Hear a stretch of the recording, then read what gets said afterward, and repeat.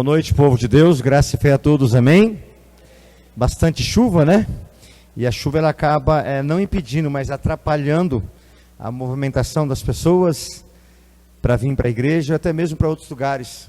Eu vindo para cá, Deus nos deu um livramento ali de um acidente, porque a SP, ali perto do Sérgio Jorge, está alagando e está virando ali quase uma lagoa d'água ali, né? Aí o pessoal, eles fizeram a sinalização de cone, mas a água entrou tudo pela pista. Aí o motorista freia bruscamente. Você está atrás, se você não prestar atenção, você acaba batendo. Então a gente procura não encostar, né? Uma certa distância em chuva, porque dá tempo de qualquer ação brusca do motorista da frente, você consegue fazer uma manobra.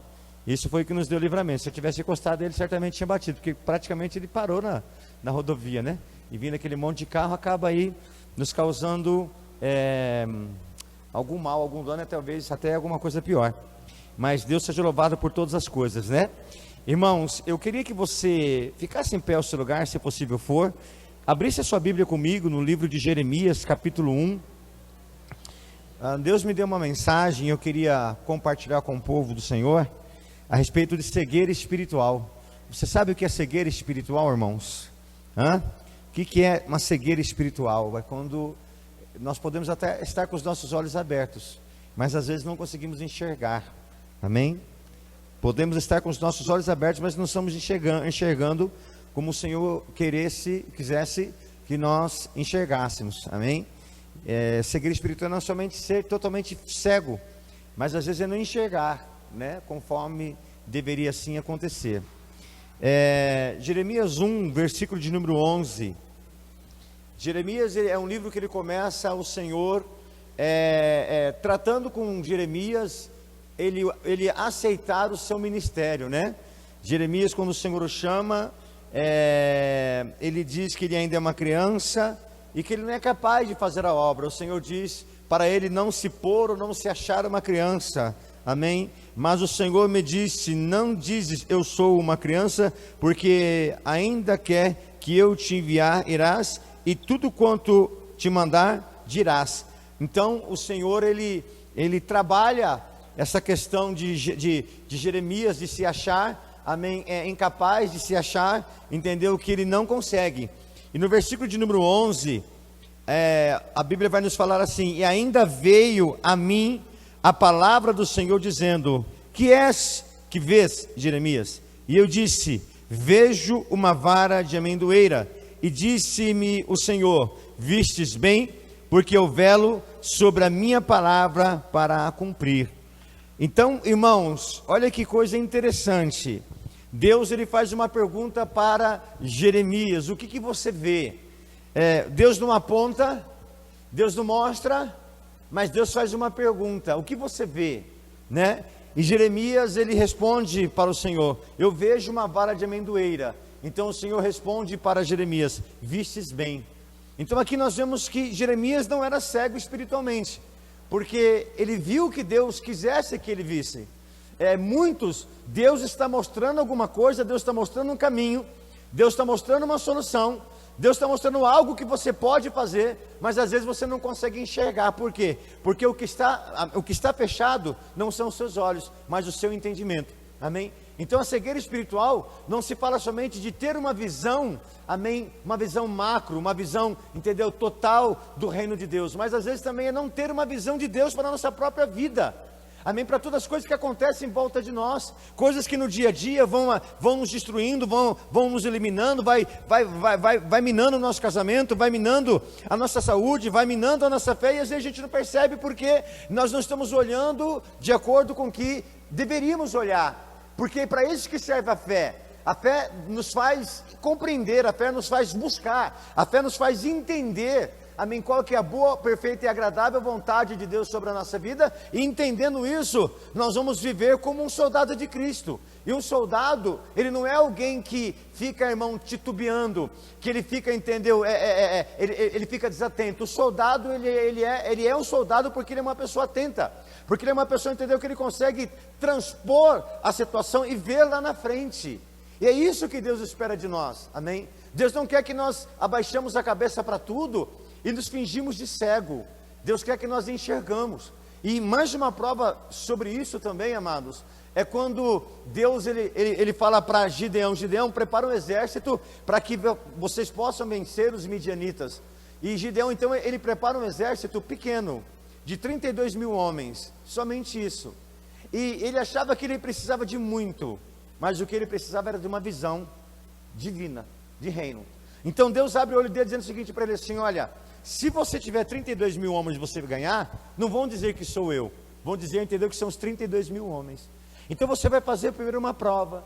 Você primeiro vai chegar e vai dizer para eles: olha, os que estão com medo, os que estão intimidados, os que estão assim assados, pode voltar para a tua casa. E a Bíblia diz que numa leva foi 22 mil, se não me engano. A princípio já foi, entendeu, um grande número.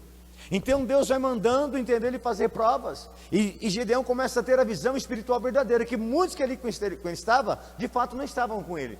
Estavam com ele, entendeu, presente fisicamente, mas não espiritualmente, não emocionalmente. Estavam ali por medo, amém? Não eram homens corajosos. E às vezes nós temos que entender isso em volta de nós, ter essa visão panorâmica das coisas. Então o Senhor vai fazendo com que Gideão, entendeu, ele vai eliminando tudo aquilo que está em volta dele, que poderia fazer com que Gideão se sentisse confortável, e que tirasse dele, entendeu, o temor a Deus, e entender que a vitória dele viria do Senhor.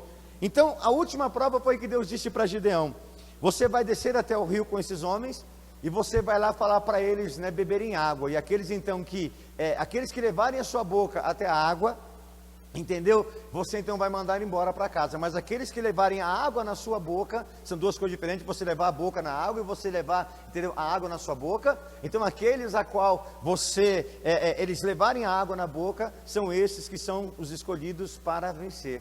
Por quê, irmãos? Porque é a posição de um soldado. Um soldado, irmão, ele sabe que ele está, entendeu, diante do perigo em todos os momentos.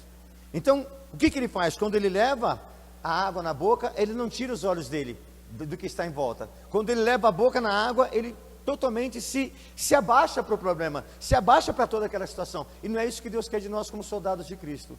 Não é esta visão que Deus quer que tenhamos. Deus quer que nós tenhamos uma visão, entendeu, para frente. Uma visão de entender, entendeu, que a prova não anula, entendeu, o que Deus tem para a nossa vida. O que anula é a nossa fraqueza, amém? Então as fraquezas anulam as bênçãos do Senhor, mas as provas não. As provas, pelo contrário, elas revelam quem são os nossos verdadeiros amigos, elas revelam qual é o nosso verdadeiro propósito. Então quando Deus chama Jeremias, né, e só para encerrar aqui, entrando nessa questão de cegueira espiritual, o que eu entendo aqui, o pastor Marcos entende aqui?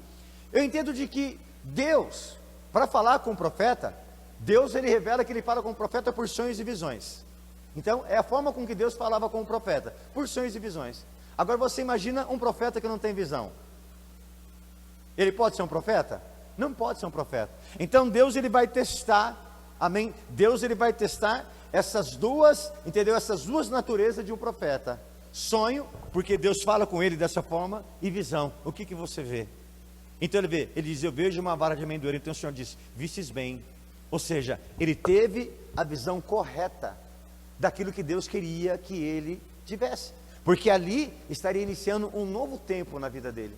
Você quer que inicie um novo tempo na sua vida? Você quer viver coisas novas? Você quer viver coisas boas? Você quer viver tempos abençoados na presença de Deus? Então comece a enxergar como Deus quer que você enxergue, que caia por terra toda visão, toda cegueira espiritual da sua vida, da sua casa, do seu casamento, dos seus negócios, tudo em volta, caia por terra toda cegueira espiritual. Que esse culto hoje seja um divisor de águas na tua vida, para que você enxergue o que verdadeiramente Deus tem preparado para a tua vida, em nome de Jesus. Amém, igreja do Senhor? Vamos orar ao Senhor nosso Deus. Põe a tua Bíblia sobre a sua cadeira e vamos orar ao Pai, pedindo a Ele essa visão espiritual, amém, para este culto dessa noite. Que o Senhor venha fazer cair por terra, amém, toda a cegueira, e nos dê uma visão espiritual, amém, ampla, macro, de todas as coisas, para que possamos entender a vontade do Pai.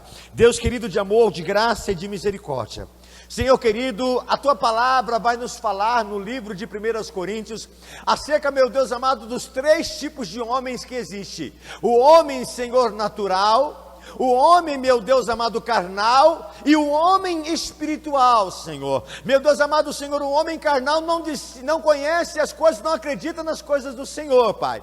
O homem, Senhor, natural, meu Deus, ele leva tudo para o lado comum, mas o espiritual discerne todas as coisas. O espiritual, ele tem visão do reino. O espiritual, ele tem visão, Senhor querido, das coisas como elas são. E nessa noite nós pedimos ao Senhor visão espiritual. E nessa noite pedimos ao Senhor graça. E nessa noite pedimos ao Senhor misericórdia. E nessa noite pedimos ao Senhor unção. E assim como o Senhor fez cair dos olhos de Paulo toda a cegueira espiritual, faça cair dos nossos olhos hoje toda a cegueira espiritual. Nos faça enxergar o teu reino. Nos faça enxergar a tua vontade. Nos faça enxergar o teu querer, Espírito Santo. Seja conosco nessa noite, Senhor. Nos levanta, Senhor, como um povo forte. Nos levanta, meu Deus, como homens que marcham sobre essa terra para levar o teu nome, Senhor, para glorificar o teu nome e para fazer a nossa família, aleluia, ser uma família sacerdotal que serve ao Senhor em espírito e em verdade. Essa é a nossa oração, Pai querido, em nome de Jesus, nosso Senhor. Amém, amém. Gostaria que você abrisse a sua Bíblia, por favor, no livro de 1 aos Coríntios, capítulo 4. Bendito seja o nome do Senhor. 2 Coríntios, não é 1, 2 Coríntios, capítulo 4. Nós estamos falando hoje sobre cegueira espiritual, amém? E é um tema muito vasto, muito longo, que nos dá aí muitas dimensões das coisas do Senhor e como viver nesses dias, aonde, irmãos, aonde muitas coisas que se mostram, amém, ou que se revelam, de fato não é o que Deus quer te mostrar. Falando sobre cegueira espiritual, nós já vamos entrar aqui no texto de 2 Coríntios capítulo 4, eu queria aqui compartilhar com você algo interessante. No capítulo 3 do livro da Gênesis, você vai ver ali que Satanás, ele tenta Eva e Adão, e ele com persuasão, ele com toda a sua sagaz, ele consegue provar para Adão e Eva de que o pecado existe. Ele consegue provar do seu jeito de que Deus estava enganando Adão e Eva. Então ele cria uma situação, ele cria uma visão das coisas, ele torce as coisas, e ele consegue então enganar o coração de Adão e Eva, amém, para acreditar na sua verdade, que na verdade não é uma verdade, mas é uma mentira, amém, com uma capa de verdade. A verdade é o que?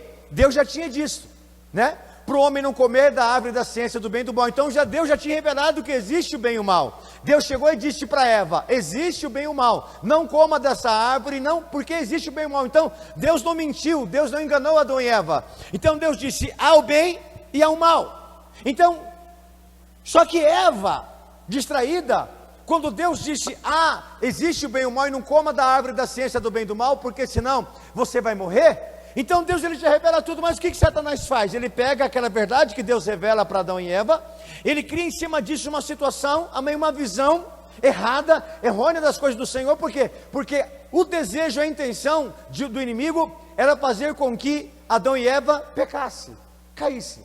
Então nós temos que entender uma coisa, irmãos: para nos ver caído, Satanás, ele é capaz de tudo.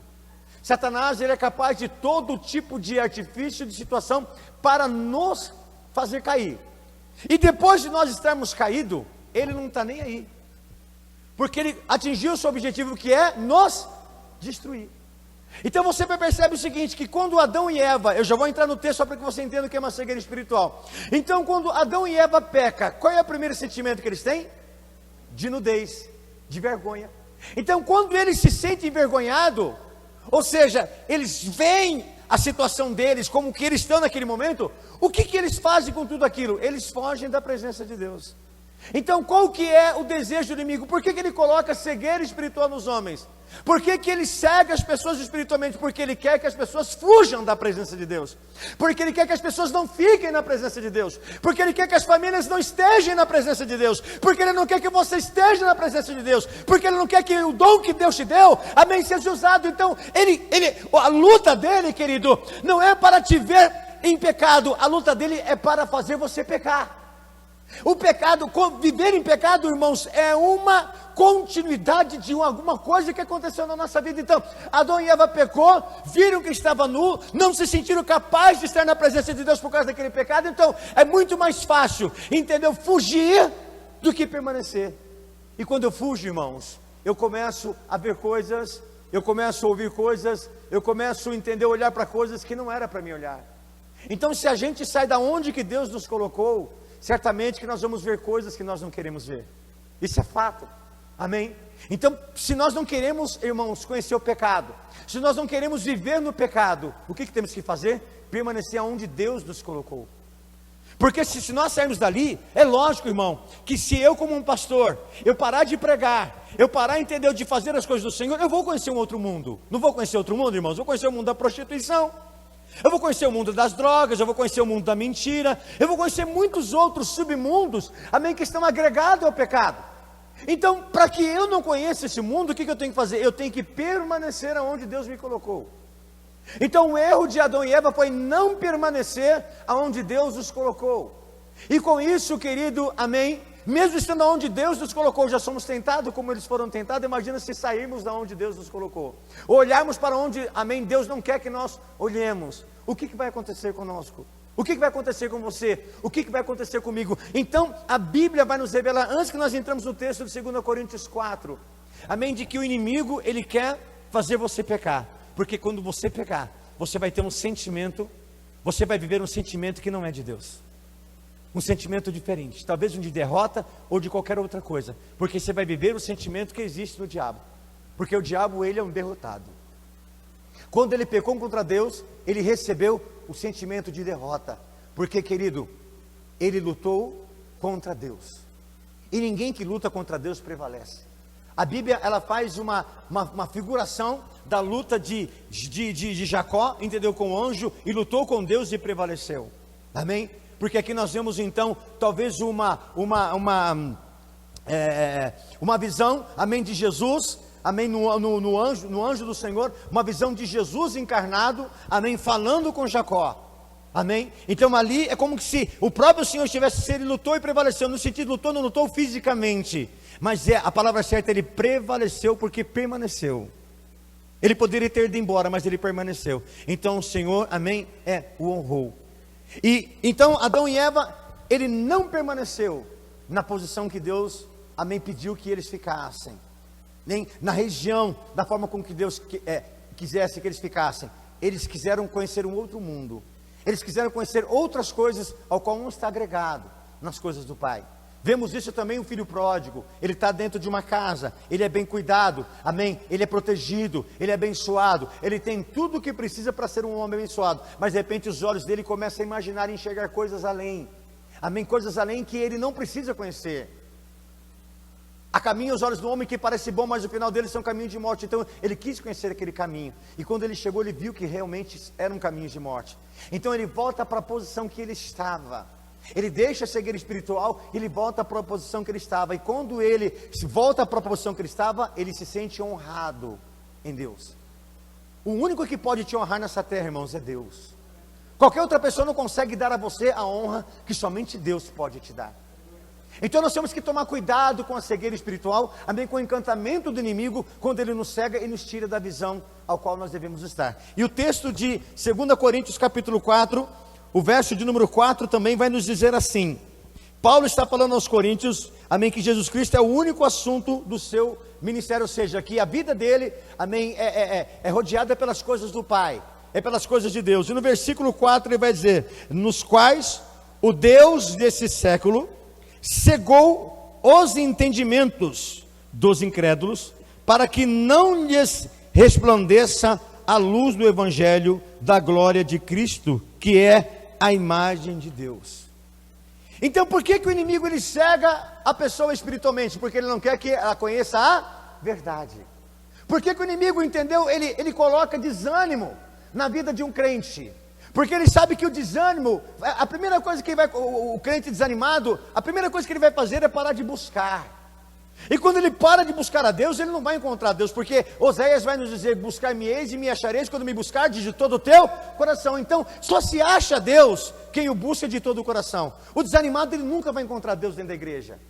O frio espiritualmente, ele nunca vai encontrar Deus na vida dele, ele nunca vai perceber a presença de Deus na vida dele, porque é simples: morto não sente nada. O que o morto sente, irmão?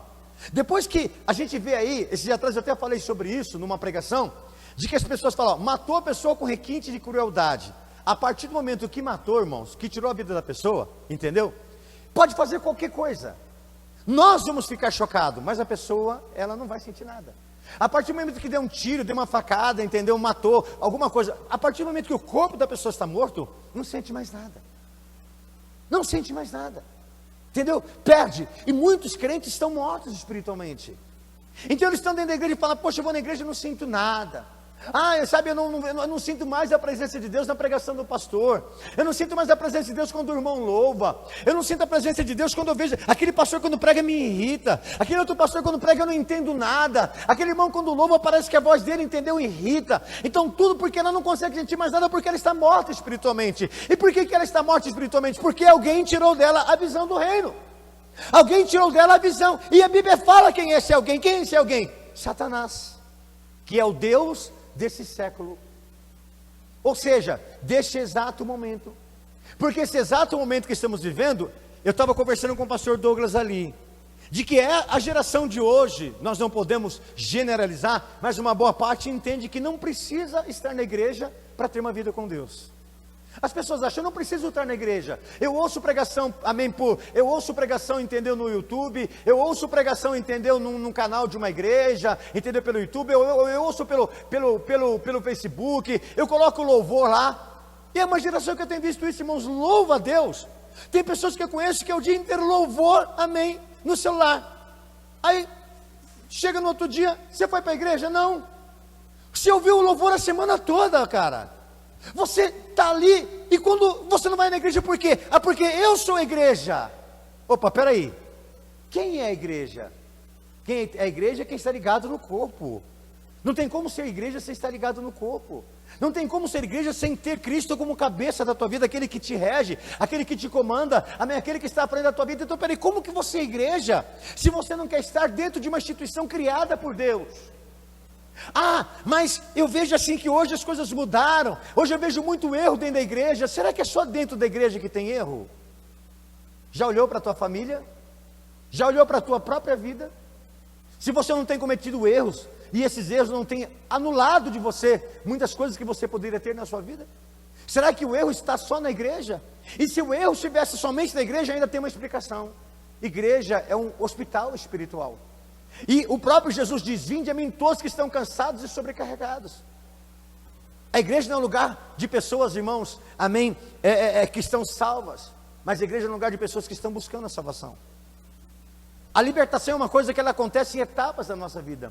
Tem áreas da minha vida que o inimigo, ele pode o tanto que ele quiser provar, ele não vai me alcançar mais. Mas tem áreas da minha vida que eu preciso vigiar, porque ainda eu preciso melhorar, eu preciso me converter. Talvez a palavra certa é essa. Tem áreas da minha vida que ainda precisa de conversão, que precisa de transformação. E eu tenho consciência disso. E se eu tenho consciência disso, a minha oração é: Deus, não me deixes cair em tentação. Não me deixe, Senhor, ser vencido por essa situação. Então eu peço isso para Deus. Porque se eu não pedir para Deus, irmão, o diabo vai provar para mim de que aquilo não é errado.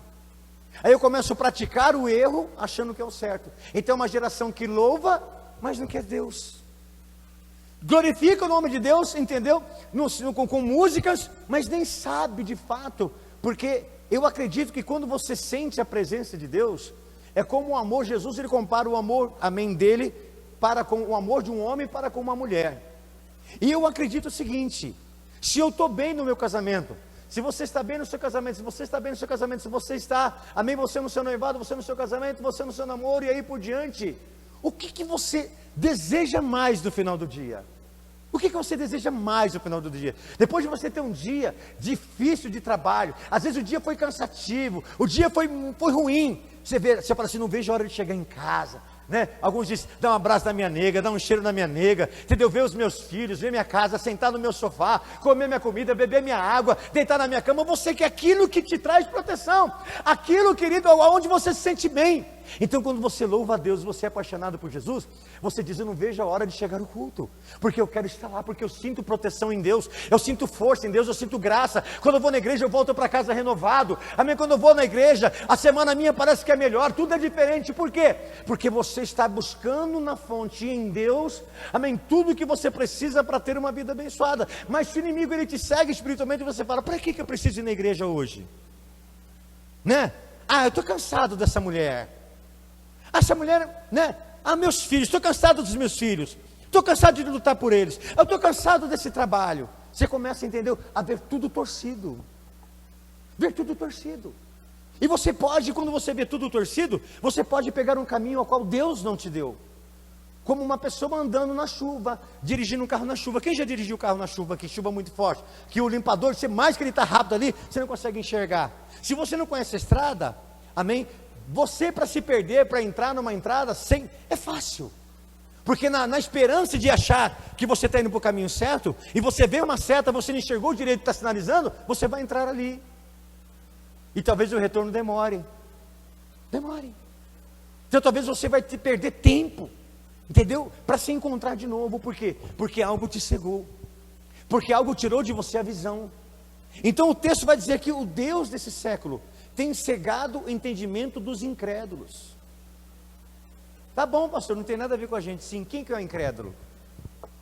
Quem que é o incrédulo, irmão? Eu já falei sobre isso. Quem que é o incrédulo? Domingo passado de manhã eu falei que a palavra hoje que se usa não é incredulidade, é pragmatismo. O que é o pragmatismo? É só acreditar naquilo que os olhos estão vendo. Só naquilo que os olhos estão vendo. Eu não acredito em milagre dentro da igreja, porque fala que tem milagre, mas eu nunca vi uma pessoa na cadeira de roda, entendeu? Levantar na igreja, então eu não acredito em milagre. Fala em milagre, mas eu nunca vi um cego enxergar dentro da igreja. Fala em milagre, mas eu nunca vi uma pessoa com uma doença, entendeu? Crônica, ruim, assim, ser curada dentro da igreja. Eu nunca vi, então eu não acredito que a igreja ela faz milagre. Sim. Sabe por que você não acredita? Porque você nunca chegou dentro da igreja morto espiritualmente, carregado por uma outra pessoa, como se você estivesse numa cadeira de roda. Porque você nunca chegou dentro da igreja com uma doença crônica chamada, entendeu? Como eu posso falar? Decepção. E você olhar para tudo e você fala assim, olha, eu estou decepcionado com tudo. E você ser restaurado pelo Senhor. Porque Jesus ele disse, o que é melhor dizer para este homem? Levanta e anda, ou os teus pecados estão perdoados? O que Jesus disse que era mais fácil? Salvar uma pessoa ou curar uma pessoa? O que você acha que é mais, o que é mais difícil hoje? Curar uma pessoa ou salvar uma pessoa? Dentro desse pragmatismo que o mundo vive hoje, é salvar uma pessoa. É salvar. A cura, Deus pode usar a medicina, Deus pode usar de várias formas, mas a salvação só tem um jeito, em o nome de Jesus. Então, Paulo, ele diz que o Deus desse século, ele pega a incredulidade, ele pega aquilo que nós estamos ali já vivendo, e ele tenta, com aquilo ali, nos destruir, nos enfraquecer. E cabe então a nós fazer o que, irmãos? Não aceitar. Preste atenção, abra sua Bíblia comigo no livro de Apocalipse, por favor. Igreja de Laodiceia, capítulo 3, do livro de Apocalipse.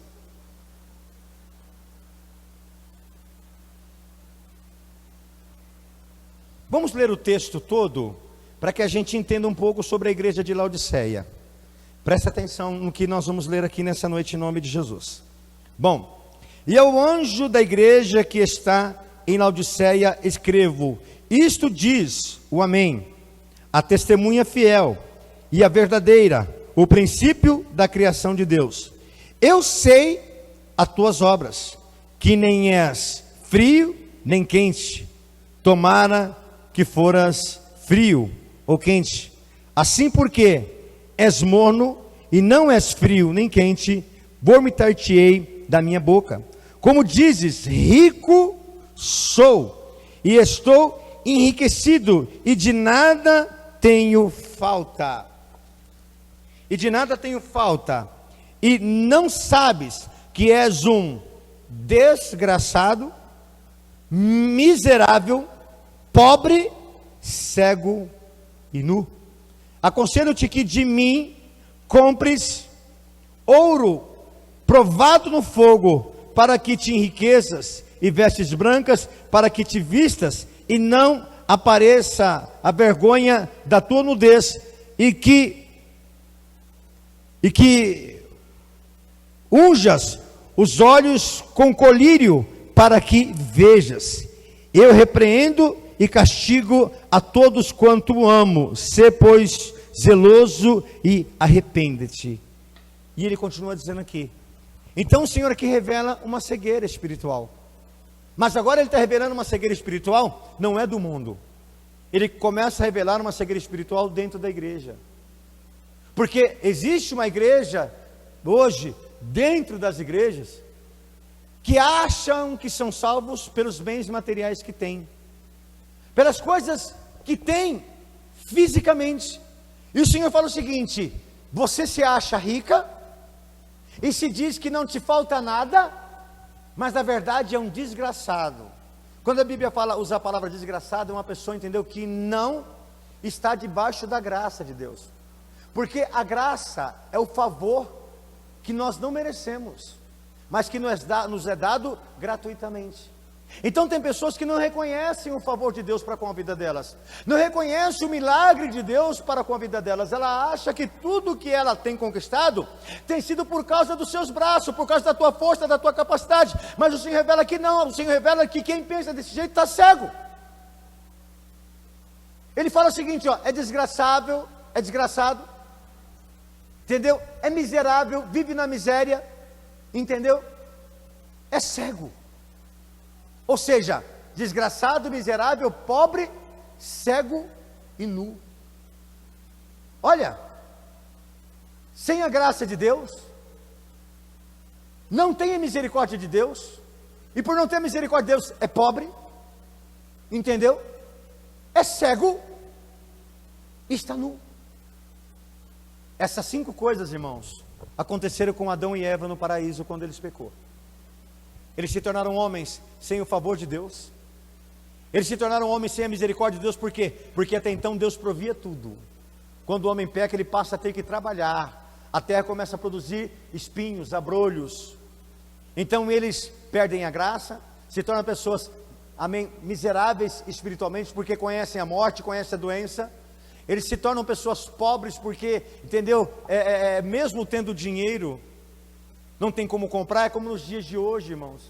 É como nos dias de hoje, entendeu? Essa vacina que aí está, né, que nem sabemos se vai ou não fazer efeito, mas não entrando por esses méritos ou deméritos, amém? Ninguém sabe se ela é boa ou ela é ruim. Ela tem que ser experimentada. Antigamente fazia experimento em animais, hoje está fazendo nos homens, porque não dá tempo de fazer em animais. Então a reação vão saber quando o homem tomar.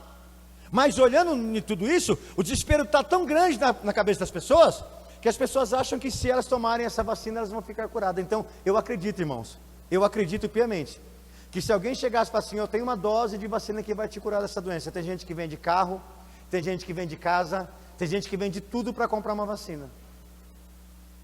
Mas aí não tem como comprar, porque quem detém esse poder é um governo. Então você tem que estar sujeito a este governo. Você está entendendo aonde Satanás quer que você chegue?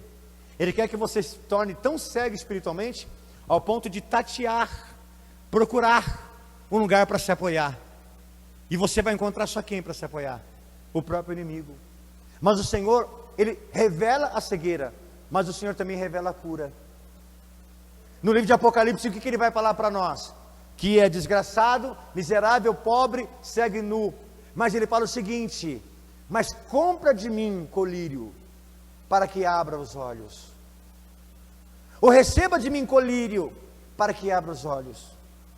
Então, quando eu olho para a cegueira espiritual, eu vejo que a pessoa ela só continua cega espiritualmente e mentalmente também, se ela quiser. Por quê? Porque o Senhor ele sempre vai arrumar uma forma de nos libertar, de nos restaurar. Então, vou dar um exemplo para você aqui. Amém? Nós daqui a pouco já vamos orar, mas eu quero que você entenda. Eu vou dar um exemplo para você de cegueira espiritual religiosa. Saulo. Quem foi Saulo, irmãos? Saulo ele revela a sua natureza. Amém? Em Filipenses ele revela a sua natureza. Que ele diz que ele é, entendeu? Judeu. Que ele é fariseu dos fariseus. Que ele é cidadão romano. Que ele fala várias línguas. Ele é um homem assim, vamos dizer assim, um pastor para os dias de hoje perfeito. Amém? Um pastor, um biotipo de pastor perfeito, que todo mundo fala assim, eu quero ser da igreja de Paulo, porque Paulo tem todas as qualidades que eu procuro em um pastor. Paulo é aquele pastor perfeito, mas ele percebe que tudo aquilo o deixa cego espiritualmente. E o que nós vamos conhecer de Paulo é o seguinte, que com todas essas qualificações que ele tem, todas essas qualificações não foram possíveis para ele ter um encontro com Deus. Mesmo sendo um homem, culturalmente dizendo, elevado, um homem socialmente elevado, um homem, entendeu, teologicamente elevado, ele era cego espiritual. Prova para nós, pastor, sim. Ele faz parte do judaísmo, que não aceita o cristianismo, então o judaísmo ele quer exterminar o judaísmo. O judaísmo quer exterminar o cristianismo. E isto é um outro mal, amém, dos dias atuais. Por exemplo, vou dar um exemplo simples para vocês aqui. Montemor está no colapso por questão de enchentes, né? Então tem vários bairros aí alagados. Então tem um bairro chamado Moreira, que foi muito atingido. Mas isso não acontece de hoje, isso sempre acontece. Mas agora, por causa da ponte, estão dando mais visibilidade. Mas foi só o Moreira? Não foi só Moreira. Aí tem lá o Progresso também, acho que é o Progresso, Jardim Progresso, o Capoavinha, outros bairros que tiveram problema. Tudo bem. Mas como o Moreira é uma vitrine, passaram aqui na igreja, né, pastor? Passaram por tudo quanto é lugar, pedindo cesta básica, pedindo vestes, tudo bem. Moreira virou uma montanha de misericórdia. E o pessoal do Progresso, ninguém ajuda. Aí o pessoal do Progresso vem no Moreira e fala assim, viu, vocês não podem dar um pouco da doação que vocês ganharam para nós aqui? Não, é nosso. Deram para nós. Você está entendendo como que é o ser humano? O que isso tem a ver com fé? Tudo. Como assim, pastor? O judaísmo está sendo pressionado pelo cristianismo porque precisa de mudança, porque precisa de renovação, porque precisa olhar para o reino de Deus como o reino de Deus é. Então eles não querem mudança, então quando uma pessoa não quer mudança, é mais fácil ela matar, é mais fácil ela destruir, é mais fácil ela anular quem quer mudança do que mudar. Então eles pegam Paulo e dizem, Paulo, você vai caçar todos os cristãos, você vai prender, você vai matar, e aí por diante Paulo começa a fazer tudo isso achando que ele está fazendo isso em nome da fé. Está cego. Não está fazendo pela fé, está fazendo pela religião. Está fazendo pelos homens, mas na cabeça dele ele está fazendo para Deus, mas não está fazendo para Deus. Então o que acontece? Ele com carta na mão, indo, entendeu, para a cidade de Damasco, para lá prender as pessoas que estão pregando o evangelho em nome de Deus, ele tem ali um encontro com Jesus. Quando ele se encontra com Jesus, a Bíblia diz que se vê um clarão, e ele então cai, perde a sua visão, fica tateando em volta as coisas, e Jesus fala com ele, Saulo, Saulo, por que me persegues? Ele vai falar assim, quem é, Senhor? Opa, como aí? Como você segue um Deus sem conhecê-lo? Como você professa uma fé sem conhecê-la? Ah, por modismo? Porque as pessoas fazem? Então, Jesus fala, eu sou Jesus a quem você me persegue. E duro para você é recalcitar contra os aguilhões. Então Paulo ali, ele entende que ele está errado. Ele entende que ele está errado. Ele entende e ele reconhece que ele está errado. E ele quer mudança. Mas ele não vai conseguir mudança por si próprio. Ele vai conseguir mudança quando ele convive com quem já teve mudança. Um cristão só consegue ser transformado quando ele vive com cristãos transformados. Se ele vive com cristãos mundanos, ele vai vir para a igreja e vai continuar sendo mundano. Ele vai vir para a igreja e vai continuar, entendeu, sendo como mundano. Para você ter uma base. Quando o cego Bartimeu, e ele chega e fala para Jesus que ele quer ver, quando ele enxerga, quem é a primeira pessoa que ele vê quando ele abre os olhos? Quem é a primeira pessoa que ele vê quando ele abre os olhos? Jesus. Quem é a primeira pessoa que temos que ver, amém, quando nos convertemos? É Jesus. É olhar para Ele, porque Ele vai ser, querido, o nosso caminho. Ele vai ser a nossa direção, Ele vai ser o nosso norte. Amém? O outro cego, que a Bíblia também fala que Jesus untou, amém, o seu olho com barro. Quando ele abre os olhos, quem ele vê primeiro? Ele vê Jesus. Então a conversão, amém, acontece para que nós vejamos quem? Jesus. Você tem visto Jesus na tua vida? Você tem visto Jesus na tua casa? Se você não tem visto Jesus, irmão, você pode estar diagnosticado com uma cegueira espiritual, sim. Por quê? Porque, lembra que eu disse para você, que se você quer se converter, tem que andar com pessoas convertidas? Se você quer mudança, tem que andar com pessoas que teve essa mudança na vida. Por quê? Porque Jesus, ele pega Saulo, os amigos de Saulo, leva ele até uma rua chamada Direita, onde tinha lá um servo de Deus, e o Senhor fala para o servo de Deus: olha, você vai vir aqui na tua casa, ou em tal lugar está lá um homem com o nome de Saulo, eu quero que você vai orar por ele. Quando ele vai orar por Saulo, quando ele coloca as mãos sobre a cabeça de Saulo, qual é a primeira coisa que acontece, irmãos? A Bíblia diz que quando ele coloca as mãos sobre a cabeça de Saulo, cai dos olhos de Saulo, como se fosse escamas de peixe, uma cegueira espiritual que Saulo já estava vivendo. E Saulo, ele começa a enxergar. Então a partir daquele momento, a partir do momento que Saulo, amém, ele foi livre daquela cegueira espiritual, quem era a referência de Saulo? De vós? Jesus. Quem era a referência de Saulo? De pessoas, um sacerdote, um pastor, um profeta, um servo. Então eu acredito que quando Saulo, ele abre os olhos, ele começa a fazer perguntas para Ananias. Quem é Jesus? O que Jesus fez? E aquele servo então começa a ensiná-lo os primeiros passos como um cristão. Ele vive aquele momento. E hoje nós temos vivido dias assim. As pessoas se convertem, mas não querem passar pelos primeiros passos de cristão. Não querem, entendeu? Seguir as pisaduras dos seus mestres, dos seus pastores. Não querem aprender com os pastores. Hoje você fala uma coisa para uma pessoa na igreja, ela se sente chateada e não vai. Não vem mais para a igreja. Domingo eu trouxe uma mensagem meio que dura na igreja à noite. No final do culto tinha pessoa que não olhava nem na minha cara. Você acredita nisso? Que pessoas passaram por mim e não olharam na minha cara, pelo aquilo que eu preguei. Aí no meio da semana eu recebi notícia: olha, eu não vou mais na igreja. Ó, não estou mais na igreja, tá? Não vou mais na igreja. Para onde você vai? Não vai para lugar nenhum. Mas não quer estar aqui porque ouviu uma palavra dura. E não quer ouvir uma palavra dura, não quer aprender. Quer continuar cego, quer continuar naquela vida de erro, naquela vida de engano, naquela vida de engodo. Então não adianta, irmãos. Se nós estamos na igreja, a nossa referência tem que ser os convertidos. Tem que ser homens e mulheres de Deus. Então, se você quer procurar referência fora da igreja, você vai se dar mal. As melhores referências, e as melhores referências que você precisa para a transformação, está dentro da igreja.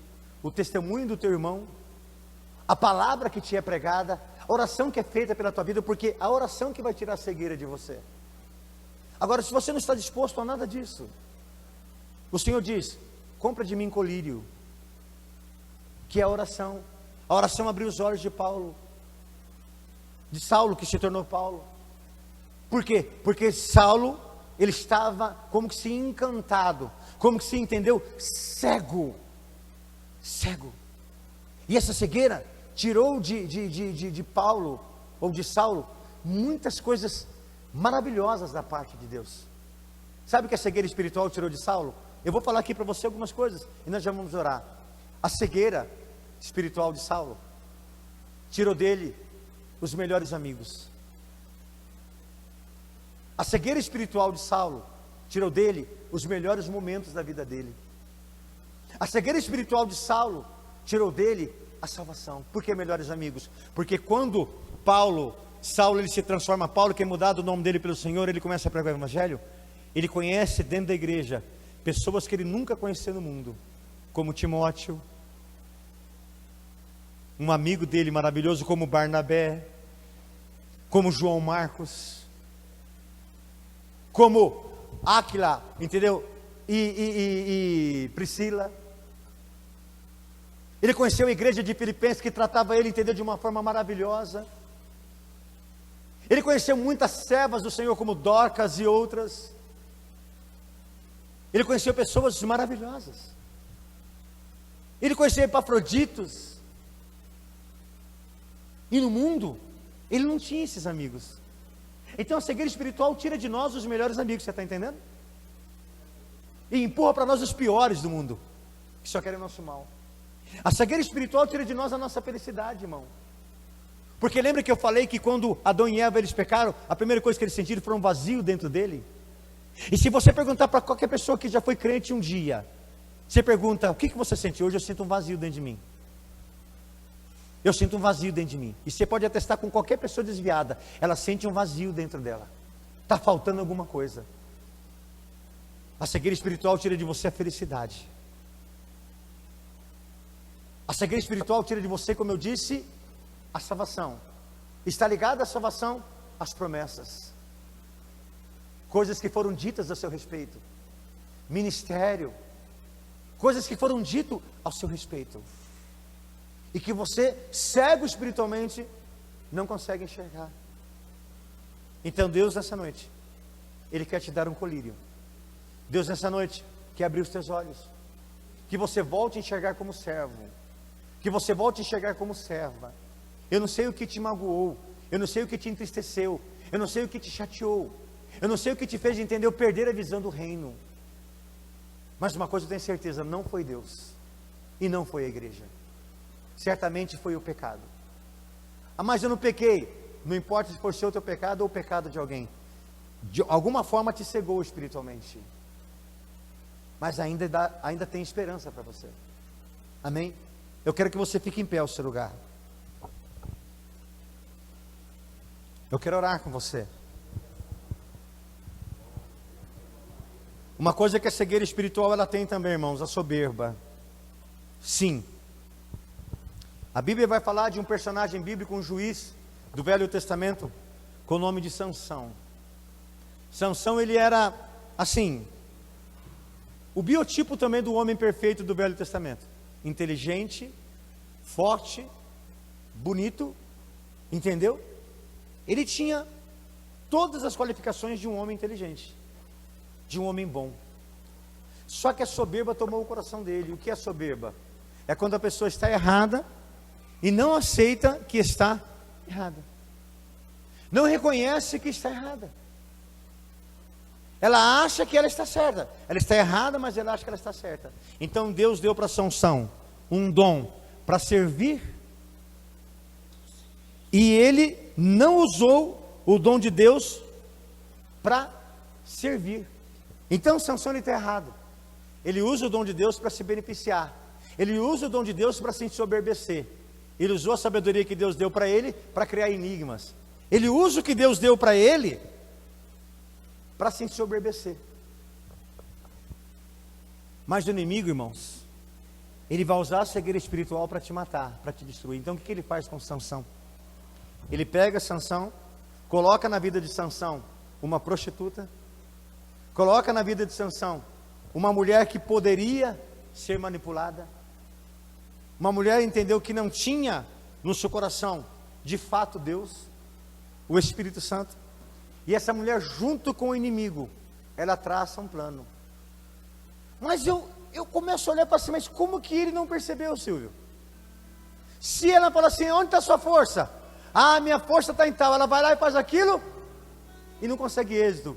E ele não consegue enxergar que aquela mulher é uma enganadora.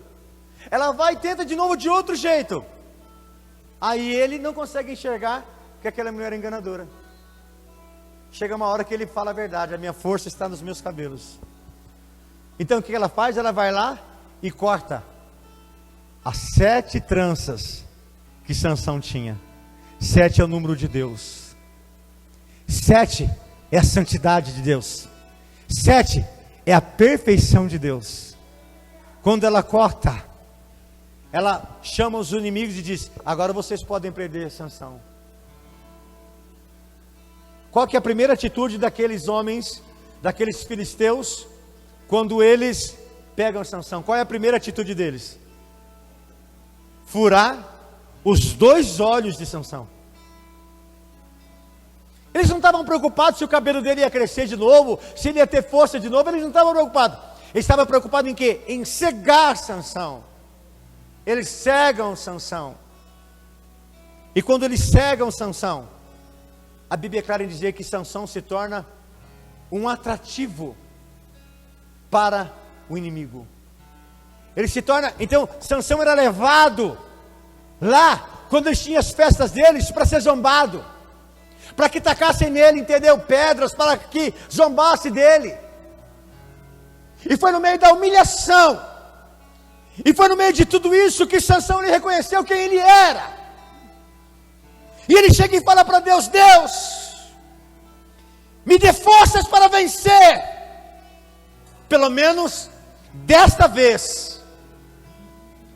Então Deus dá força para Sansão. E Sansão então ele se coloca no meio das 2 colunas daquele lugar. E ele começa a fazer força. E ele consegue estourar aquelas 2 colunas, aqueles 2 pilares. Só que ele pagou com a vida dele, porque ele também morreu. Deus não quer que você volte para o caminho com uma doença, ou por uma doença. Deus não quer te ferir. Deus não quer te machucar. Deus não quer varar ou vazar os seus olhos. Deus, ele quer te curar. Então hoje é dia de você, irmão, de você, irmã, abrir os seus olhos para Deus. Deixar de lado toda a soberba da vida. Deixar de lado, querido, tudo que até hoje falaram te enganando a respeito de Deus.